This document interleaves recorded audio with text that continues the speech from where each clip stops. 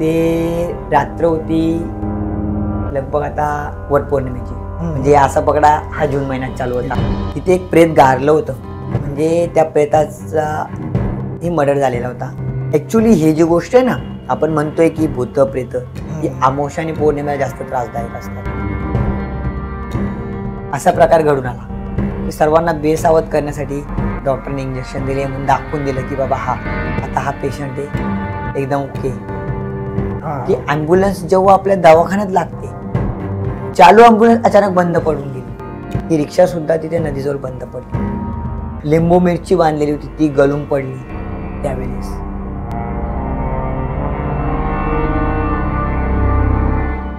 ते रात्र होती लगभग आता वटपौर्णिमेची, म्हणजे असं पकडा हा जून महिन्यात चालू होता. जून महिना, हो बरोबर. आणि आमची नातेवाईक जी स्त्री होती ती नदी किनारी, म्हणजे लाकडं वगैरे गोळा करायला, पावसाला उशिरा होता, मग लाकडं गावाकडे कशी लाकडं वगैरे गोळा करायला पूर्वनियोजन केलं. पूर्वनियोजन केलं जाते. सीझन आंबे, कंडा, जांभळं, करंड नाही असतात, अशी सीझन असल्या वेळेस जेव्हा जी व्यक्ती म्हणजे ग्रुपने जायचे, लाकडं वगैरे आणायला ग्रुपने जायचे, 3 ते 4 अशा स्त्रिया जायच्या. पाटे लाकडं गोळा करायचे, एक जागी जमा करायचे आणि मग ते घेऊन यायचे. आमच्या गावाकडे त्याला सरपण असं म्हणतात. बरोबर, कोणी सरपण म्हणतात, कोणी लाकडं म्हणतात, काही फाट्या म्हणतात. असं प्रत्येक ठिकाणी वेगवेगळे नाव घेतलं ते. तर एकदा दिवशी काय झालं, असंच लगभग वटपौर्णिमेच्या 1-2 दिवसा अगोदरची गोष्ट आहे. ती व्यक्ती गेली फाट्या, लाकडं गोळा केली. लाकडं गोळा केली ना, तर तिच्याबरोबर अजून 2 लेडीज होत्या. त्या 2 लेडीजांना लाकडं भेटायची आणि हिला फक्त आंबे, करंड, जांभळं हेच भेटायचे. तर ती एकमेक आपसमध्ये बोलायची, तुम्हाला लाकडं भेटतात आणि मला हे काय? ते म्हणायचे, तुलाच आंबेच का भेटतात, आम्हाला फक्त लाकडंच भेटतात. असं करता करता मजाक मस्ती त्यांच्यामध्ये होती. तर जेव्हा त्याचं म्हणजे खुलासा केला जातो जसा बाबांकडे, तेव्हा आम्हाला कळालं की ज्या लेडीजला नुसतं करंड, जांभळं आणि आंबे भेटत होते, तर त्या व्यक्तीने पूर्वी लेडीज काय करायच्या, मशे लावायचे, तंबाखू, भाजलेली तंबाखू काली करून दात घासायचे. तर ती दात घासता घासताय ना, तिथे एक प्रेत गारलं होतं, म्हणजे त्या प्रेताचा ही मर्डर झालेला होता. म्हणजे कोणी नदीत लोटून दिलेली की काय असं XYZ असेल. बरोबर. ते वाहून आलेलं आणि पोलिसांनी ते तेवढी जागा खड्डा करून तिथे प्रेताची ओळख नाही पटली म्हणून तिथे, कारण ते फुगलेलं असतंय ना, त्याचा पोस्टमॉर्टम करू शकत. अशा प्रकारचा तो प्रेत भेटला तर तिथेच ते गारून टाकतात. तिथे गाडलं होतं. तर ती व्यक्ती जेव्हा मशे लावली आणि त्या प्रेतावरची ते गाडलं तिथेच थुंकली. अच्छा, ह्या गोष्टीचा त्याला भयानक राग आला. ते प्रेत तिथं असताना की ही माझ्यावर थुंकली. म्हणजे प्रेत नव्हतं, तिला माहितही नाहीये ते प्रेत गाडले, परंतु होतं ना, पण तिने कधीतरी पाहिलं होतं गाडताना की ते आहे, पण तिला हे माहित नव्हतं की प्रेत भूत प्रेत असतं म्हणून. न कळत तिने मिश्री लावून थुंकली.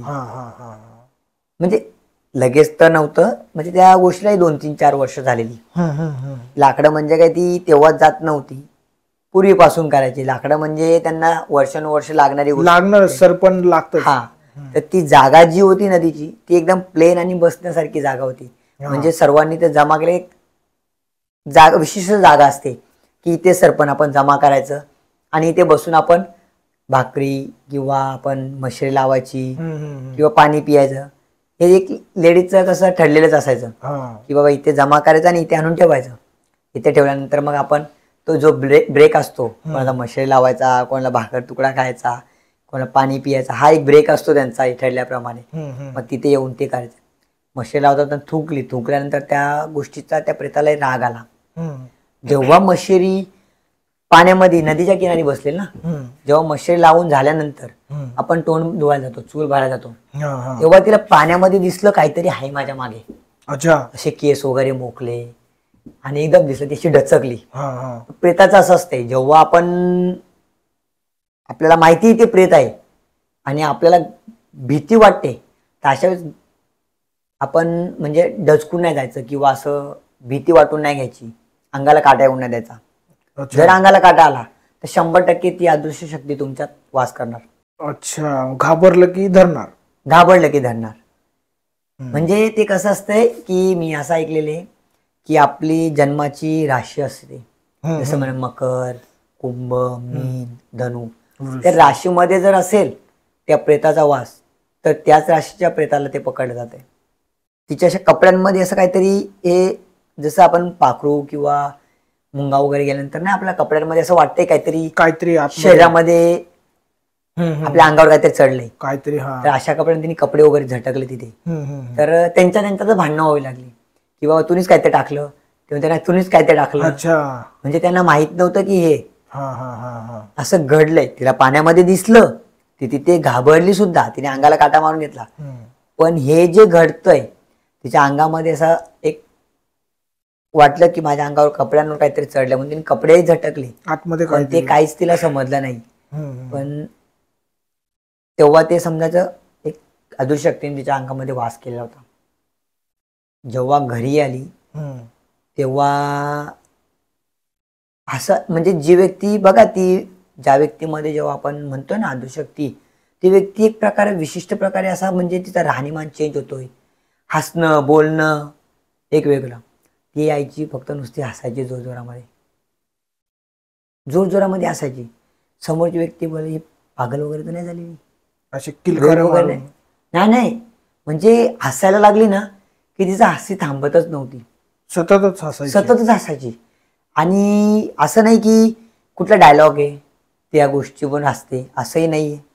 बोलता बोलता अचानक हसायची, आणि हसायला की एवढी जोरजोर हसायची की मेंटल हॉस्पिटलचा पेशंट कसा असतोय तसा, काही मानसिक आजार झाल्यासारखा. पण ती व्यक्ती जेव्हा हसते ना तेव्हा भीती तेवढीच वाटते आपल्याला की अशी हसते का. मग नातेवाईकांनी तिला दवाखान्यामध्ये दवाखान्यामध्ये नाही नेली आधी, काहीतरी वडपौर्णिमेच्या दिवशी ती पूजा पाठही करून आली. जेवाळाला फेरे वगैरे मारतात, पूजा केली, फेरे मारले. त्यानंतर कोणतं रिलेटिव्ह दवाखान्यात आजारी होता, बालांतनाला त्याची रिलेटिव्ह नेलं, ते बालांतनही करून आली. त्यानंतर ऍक्च्युली हे जी गोष्ट आहे ना आपण म्हणतोय की भूत प्रेत, ही अमावस्या आणि पौर्णिमेला जास्त त्रासदायक असतात. निश्चितच अमावस्याला, कारण वड पौर्णिमाच्या दिवशी जेव्हा तिला म्हणजे रात्री घरातून पळून जायचा प्रकार व्हायला लागला, म्हणजे घरातून कधी पळून जाणार किंवा ती अशी वर बघून बघायला लागली, ते बघा कोणतरी आलंय, ते बघा कोणतरी आलंय. अच्छा, मग तिला असं काहीतरी दिसू लागलं. जेव्हा हे आम्ही बाबांकडे विचारलं तेव्हा त्यांनी सांगितलं की कोणतं नाही, त्या जी प्रेत आहेत ती अशी गोल फिरत होती माझ्या सोबत की तुला न्यायला आलोय आम्ही, तू चल आमच्यासोबत. म्हणून ती घाबरलेली. पण जेव्हा एक प्रेत ऑलरेडी तिच्यात एक होताच, त्यानंतर हे 7 असे एकदम म्हणजे दिसायला लागल्यानंतर तिला थोडा स्ट्रॉंग पॉवर आली ना. जी पॉवर स्ट्रॉंग असते त्याच्यामुळे ती एकदम भयानक एक वेगवेगळे अशा प्रकाराने ओरडणं, चालणं, फिरणं आणि घरातनं पळून जाणं. जेव्हा तिच्या मिस्टरांना कळलं की बाबा ही शक्ती वेगळीच आहे, म्हणजे ते आधी तर त्यांना समजलं नाही, पण आजारी म्हणून तिला असं वाटायला लागलं, ती छाती वगैरे एकदम अशी भरून आली, असं म्हणजे दम घुटायला लागला. तर त्यांनी एक प्रकारे त्यांचा जो प्रेशर आहे त्या पेशंटवर जेव्हा पडतोय तेव्हा त्याला वेगळ्या प्रकारे, म्हणजे आता त्याला न्यायचंच आहे तर तो कुठलाही काही करणार, मग त्या माणसाचा हार्ट ब्रेक होणार किंवा आपण गळा दाबल्यानंतर कसा आपला श्वास कोंडला जातोय तसं कोंडलं गेलं. म्हणून ते ताबडतोब दवाखान्यात नेलं होतं. दवाखान्यात गेल्यानंतर तिथे गेल्यानंतर एकदम ओके, काहीच नाही. मग जे लोक सोडायला गेलेली की गावाकडे कसं एखादा आजारी जर झाला आणि असं जर रात्री 12च्या नंतर होतोय तर सर्व गाव उठतोय, म्हणजे शेजारची लोक तरी उठतात की बाबा असं काय झालं. आणि पूर्वी कशा गाड्या वगैरे नसायच्या, खूप कमी होत्या. तर आणि ते नातेवाईक शेजारी असल्या कारण एकमेकाचे दरवाजे ठोकल्यानंतर सर्व जागे होतात.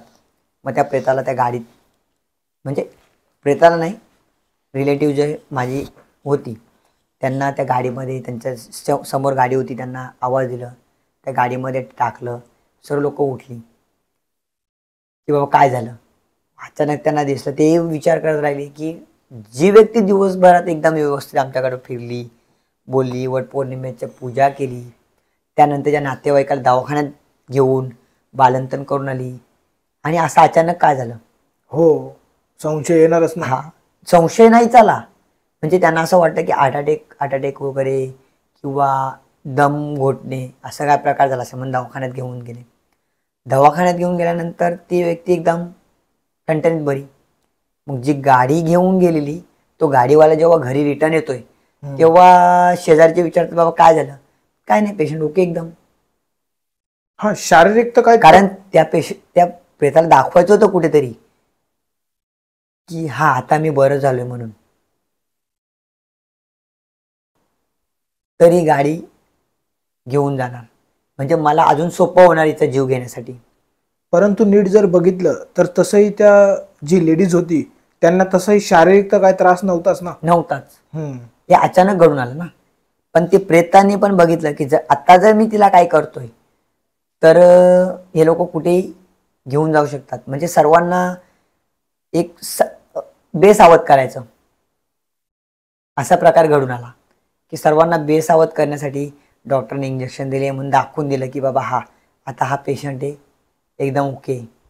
मग ते अर्धा तास 1 तास तिथे घालवल्यानंतर सर्व लोक घरी आले. जेव्हा विचारलं तेव्हा असे फोन वगैरे हे प्रकार पण नव्हते की फोन करून सांगितलं जाणार की बाबा असं असं झालंय, असंही काही नव्हतं. मग अचानक असं हे लोक घरी गेल्यानंतर पुन्हा 1-1.5 तासानंतर पुन्हा तोच प्रकार घडू लागला. मग त्या डॉक्टरने सांगितलं की बाबा आता आमच्यात हे काय पॉसिबल नाहीये, तुम्ही पुढच्या दवाखान्यात घेऊन जावा. म्हणून त्यांनी पुढच्या दवाखान्यात. तर अशा वेळेसही मोठा प्रकार घडला की जेव्हा तिला पेशंटला नेण्यासाठी आपण जी ॲम्ब्युलन्स बुक करतोय ती ॲम्ब्युलन्स जेव्हा आपल्या दवाखान्यात लागते, चालू ॲम्ब्युलन्स अचानक बंद पडून गेली. असं कसं अचानक म्हणजे जेव्हा जी ॲम्ब्युलन्स दरवाजात हॉस्पिटलच्या पायरीजवळ किंवा जे आपण म्हणतो हॉस्पिटलचा डोर आहे तिथे जेव्हा लावली आणि तो पेशंट त्या ॲम्ब्युलन्समध्ये टाकायला नेलं, अचानक गाडी बंद झाली. तर गाडी बंद झाली म्हणून त्यांनी रिक्षा बोलवली. रिक्षा बोलवल्यानंतर ती रिक्षात टाकली. त्यानंतर मग आता ज्या हॉस्पिटलपासून ज्या मोठ्या हॉस्पिटलमध्ये घेऊन जायचं होतं तिथेच त्याच रूटला त्यांचं गाव होतं. मग त्या गावातनं त्या 2-3 व्यक्ती घेतली आणि त्या रिक्षामध्ये बसवले आणि पुढे घेऊन गेले. तर तिथे नेता वेळेस पण जेव्हा त्या पेशंटला घेऊन चालले होते त्याच्यामध्ये जिथे ते प्रकार घडलं होतं ती नदी एक मधीत आडवी होती. ती रिक्षासुद्धा तिथे नदीजवळ बंद पडली. तिथे पोहोचल्यानंतर त्या प्रेताला म्हणजे ते न्यायचंच होतं, तिला न्यायचंच होतं सोबत. तिथे रिक्षा बंद पडल्यानंतर पण एक देवाची कृपा की त्या रिक्षामध्ये एक ते काय म्हणतात मुसलमान लोकांचं एक मंत्र लिहिलेला एक फोटो असतो, ते लिंबू मिरची बांधलेली होती ती गळून पडली. त्यावेळेस लिंबू मिरची गळून पडली तरी कोणाला डाऊट नाहीये. पण तिथे गेल्यानंतर ती गाडी जेव्हा बंद पडली तेव्हा सर्व एकदम भयभीत झाले की आता काय प्रकार घडतोय म्हणून. कारण एक नाही 2 गाड्या बंद पडतात आणि त्याही 2-2 वेळेत. माणसाला थोडा भीतीचा प्रकार होतोय की बाबा खरोखर ते नदीच्या ठिकाणी रात्री 12च्या नंतर प्रकार घडणारच ना, भीतीचा प्रकार घडणारच. तशा वेळेस लोकांच्या मनात काही विचार येतात. त्या लोकांनी एवढे धैर्य केलं की ती गाडी कशी तरी पुन्हा स्टार्ट केली आणि त्याला जेव्हा पुढे घेऊन गेले. आता डॉक्टरांनी ते लिहून दिलेलं मोठ्या हॉस्पिटलमध्ये घेऊन जा, पण ते गव्हर्नमेंट हॉस्पिटल होतं. ह्या प्रेतांनी एवढं घाबरवलेलं की मोठ्या हॉस्पिटल न्यायलाही भीती वाटत होती. म्हणून त्यांनी प्रायव्हेट हॉस्पिटलला नेलं की बाबा अशात तरी आमचा पेशंट बरं होईल. जेव्हा प्रायव्हेट हॉस्पिटलमध्ये गेलं तिथे तोच प्रकार पुन्हा व्यवस्थित. 2 दिवस उलटले. डॉक्टर म्हणाले आता आम्हाला सुट्टी द्यावी लागेल, काहीच नाहीये, तुमचा पेशंट ओके. तेच तर, शारीरिक आजार काय नाहीच तर दवाखान्यात नेऊन काय करता, काहीच करू शकत नाही ना. कारण सर्व रिपोर्ट त्यांचे क्लिअर नॉर्मल येतात. आणि असं काहीच नाहीये, तो प्रकारही होऊ दिला नाहीये की बाबा असं घाबरवणं किंवा दम घोटणं हा प्रकारही होऊन दिला नाही. डॉक्टर म्हणतात तुमच्या पेशंटला काहीच नाहीये. तर तेव्हा सुद्धा त्यांच्या घरच्यांनी जेव्हा रिक्वेस्ट केली की बाबा अजून एक दिवस राहू द्या, आमचा पेशंट पूर्णपणे बरा होऊ द्या, नंतर तुम्ही आम्हाला आमचा पेशंट आमच्या ताब्यात द्या. असं केल्यानंतर त्या रात्री ते समजले की आता हा पेशंट घरी घेऊन जाणार. तेव्हाही तो प्रकार केला. त्या दिवशी समजा जर तिथे कोणी नसतं आणि जर तेव्हा समजलं नसतं तर 100% आमची व्यक्ती आमच्यात नसती. हॉस्पिटलच्या 3ऱ्या मजल्यावरून जेव्हा जंप घेण्यासाठी वर जाते तेव्हा अचानक म्हणजे काहीतरी एक देवाची कृपा असते की समजलं की बाबा ही वर गेलेली. आणि ती व्यक्ती तिचे मिस्टर होते, तिची आई होती. त्यांना हा प्रकार जेव्हा समजला की एवढ्या रात्रीच्या वर का गेली, 10:30च्या नंतर वर जाणं म्हणजे बघा कुठलाही व्यक्ती हॉस्पिटलमध्ये त्याला वरचा रस्ता माहीत कसा काय. पहिली गोष्ट म्हणजे वर जाणं, शिड्या चढून जाणं. शिडे चढून गेल्यानंतर कारण वार्ड जो असतो हॉस्पिटलचा तो वार्ड फक्त पेशंट, आपण कधी हॉस्पिटलमध्ये गेलो तर कधी आपण कुठे हॉस्पिटलमध्ये फिरत नाहीये, आपल्या वार्डमध्ये राहतोय. बरं झालं की आपण येतोय. हॉस्पिटलचा टेरिस माहीत नसतोय, फक्त डॉक्टरची केबिन आणि आपला वार्ड एवढंच माहीत असतो. पण त्या प्रेताने इतकं काही बघितलं होतं की हॉस्पिटलचा टेरिस, हॉस्पिटल किती माल आहेत, हॉस्पिटलची मोकळी जागा कुठे नेऊन घात करता येईल आपल्याला, हा हे सुद्धा त्यांनी बघितलेलं होतं. मग त्या व्यक्तीला वर घेऊन गेली. बरोबर यांना पोचेपर्यंत ती व्यक्ती टेरिसवर पोचलेली पण होती. पण जेव्हा जंप घेणार तितक्यात यांनी तिला पकडलं. हॉस्पिटलच्या वार्डबॉयांना आवाज दिला, त्यांना घेऊन गेले, खाली ठेवलं. तेव्हा त्यांनी काय सांगितलं असेल की तुमची व्यक्ती आता डोक्याने म्हणजे मेंटॅलिटी पॉवर ह्याच्यामध्ये हिला ठाण्याला हॉस्पिटलमध्ये घेऊन जावा आणि ॲडमिट करा. आता ही पूर्णपणे डोक्याने गेलेली आहे. हिचा उपचार फक्त मेंटल हॉस्पिटलमध्येच होऊ शकतो. म्हणजे त्यांनी त्याला मेंटल घोषित केलं. मानसिक आजार, हा मानसिक तणावाखाली, शारीरिक बरं आहे, हा मानसिक दाखवून दिलं की मानसिक तणावाखाली आहे, याचा मानसिक संतुलन बरोबर नाही, योग्य नाहीये, याला तुम्ही मेंटल हॉस्पिटलमध्ये न्या. त्याच दिवशी मेंटल हॉस्पिटलची गाडी बोलवणार होतेच. तर घरच्यांनी विचार काय केला की हिला असं मेंटल हॉस्पिटल पाठवणं योग्य नाहीये. कुठेतरी तिच्या मिस्टरांनी एक प्रकार सांगितलं की आता ही मरोत किंवा जगोत, हिला मी मेंटल हॉस्पिटलमध्ये नाही नेऊ शकत, मी हिला माझ्याबरोबर ठेवतोय, कारण मी नाही राहू शकत तिच्या वाचून. बरोबर. म्हणून तिला घरी घेऊन आले.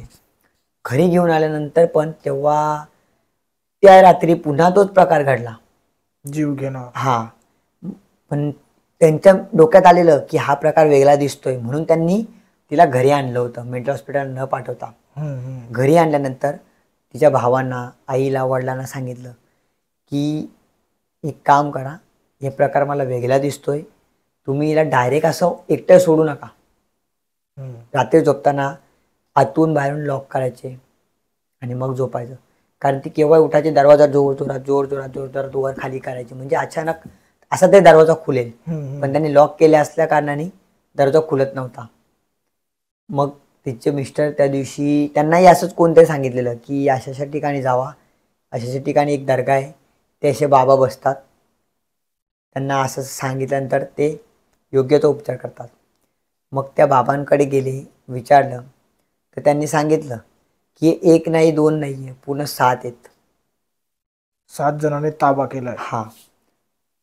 तर मग ते म्हणाले याच्यावर उपचार काय, बरी कशी होणार. तेव्हा त्यांनी सांगितलं की आता तुम्ही असं काहीच करू नका, तिला न सांगता, कुठल्याही गोष्टीची पूर्वकल्पना न देता तिला तुम्ही माझ्याकडे घेऊन या. मग जे काही करायचे ते आम्ही करू, पण तुम्हाला ही घाबरवणार, स्वतः जीव काय देणार, डोकं काय आपडणार भिंतीवर, स्वतःला मारण्याचा प्रयत्न करणार, अशा वेळेस तुम्ही खचले नाही पाहिजेत.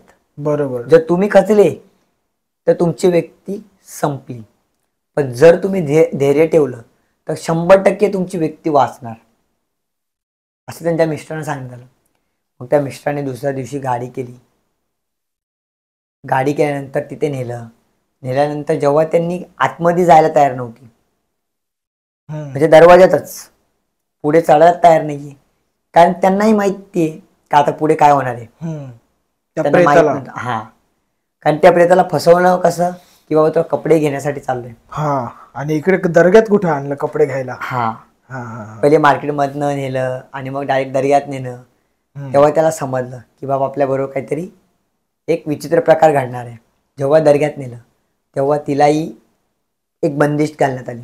बंदिश घातल्यानंतर जेव्हा तिला त्या वरवट्यावर उभं केलं आणि फटके दिले वेताच्या काडीने, तेव्हा त्यांनी सांगितलं की आम्ही एक नाही आहेत, आम्ही 7 जण आहोत आणि हे 7 जण हिचा जीव घेणार आहोत. तेव्हा तिचा जीव घेण्यासारखं असं काय कारण? तर म्हणाले की ही माझ्यावर थुंकलेली आहे. बस तेवढं माझ्यावर थुंकलेली आहे, ह्याच्यामुळे एवढा राग आला. ही थुंकूच कशी शकते माझ्यावर, आणि हिला आमच्यामध्ये सामील करायचे. जेव्हा हिला मारणार तेव्हा आमच्यामध्ये सामील करणार. मग जेव्हा त्याने विचारलं की बाबा असं तुम्ही एवढे एकत्र आले कसे, तर म्हणाले आम्ही लांबचे नाहीत, आम्ही इथले आडोशी पडोशी आहेत. म्हणजे आडोशी पडोशी म्हणजे बघा कसं, ते पण तुम्हाला मी सविस्तर सांगतोय. एखादी व्यक्ती नदीवर जाते भांडी घासायला, कपडे धुवायला, तिथे त्याचा नैसर्गिक प्रकारे न होता किंवा कुठल्या प्रकारचा पाय घसरून किंवा ज्या व्यक्तीची म्हणजे आयुष्याचे जे स्वप्न राहून जातात ते पूर्ण होत नाहीयेत आणि अशा वेळेस त्यांना मरण येतोय, हे लोक ते प्रेताच्या रूपाने तिथे वास करतात. म्हणजे असे घडलेले प्रकार. नदी म्हटल्यानंतर बघा कोणी कपडे धुवायला जातोय, कोणी काही XYZ करायला जाणार, इतर तेव्हा तिथे त्यांचं पाय घसरून मरतात. किंवा एका मुले खेचड जागा असते, खेचलं जाते पाण्यामध्ये. आजकाल अशा भरपूर नदी ठिकाणी जागा झालेल्या चकवा होतो. हा, किंवा तिथे खेचलं जातंय, त्याचा जीव तिथे गेलेला आहे. कोणी पोहायला गेलेला, त्याचा जीव तिथे गेलेला. असे मिळून ते 7 प्रेत जमा झालेले आणि त्यांची एक पॉवर स्ट्रॉंग केली. मग पुढे ह्या 7 जणांना त्या जे बाबा होते ते बाबा होते 7 जणांना 7 बॉटलमध्ये भरून दिलं. आणि सेम प्रकार म्हणजे 7 ते 15 दिवसाचा जे धूप असतोय ते धूप तिथे फिरवलं गेलं घरामध्ये. आणि 7 दिवसानंतर ते 7ही बॉटल जमिनीत कुठेतरी नेऊन गाडावे लागतात. मग त्याच मागच्या पद्धतीतच ह्या बॉटल पण तिथेच कुठेतरी त्यांनी जमिनीच्या आतमध्ये पुरल्या आणि मग ते लेडीज फ्री झाले. मग आता आजच्या क्षणी ते लेडीज आजही ती लेडीज आहे, व्यवस्थित हसते, खेळते, मजाक मस्ती करते, बोलते, चालते. पण जो प्रकार झाला त्या प्रकारची आजही जर विषय काढला ना तर ती व्यक्ती घाबरते, तिचे आईवडीलही घाबरतात, तिचे भाऊही घाबरतात. त्या लेडीजला आता कल्पना लागली का की आता म्हणजे भूतकाळात तिच्यासोबत काय घडलं होतं? त्यांना सर्व त्यांना सांगण्यात आलं की बाबा तुमच्याबरोबर असं घडलं होतं.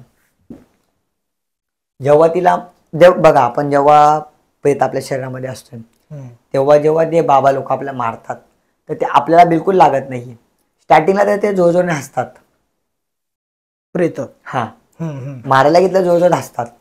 पण केव्हा हे करतात की जेव्हा मंत्रोपचार होतात ना त्यांच्यावर, त्या मंत्रोपचारामध्ये तेव्हा त्या प्रेतांना कुठेतरी जाणीव होते, छोटे आणि मोठे काही गोष्टी घडतात, त्याला जाणीव झालेली असते की बाबा आता नाही हे असं घडणारच आहे. तेव्हा ते सावध होतात. शेवटी ते प्रेतांनी जे केलं ते योग्य नाहीच आहे ना. शेवटी योग्य तर नाहीये, पण जेव्हा त्यांना विचारलं गेलं की बाबा तुम्ही कसे आलेत, तेव्हा तेही त्यांच्या स्टेप म्हणजे प्रकारे सांगितलं की माझं मरण असं झालंय, मी इथे मेलेलोय, मी तिथे मेलेलोय, कशाने मृत्यू झाली तेही सांगतात. सगळं त्यांनी सांगितलं. मग तुम्हाला काय हवंय, हे सोडण्यासाठी तुम्हाला काय हवंय ते आम्ही पुरवू शकतोय. मग त्याला काय हवंय काय नकोय ते मागतात, त्यांच्या इच्छा पूर्ण केल्या जातात आणि मग त्यांना बॉटलमध्ये भरलं जातं. तर ते लेडीज आता ओके आजच्या डेट.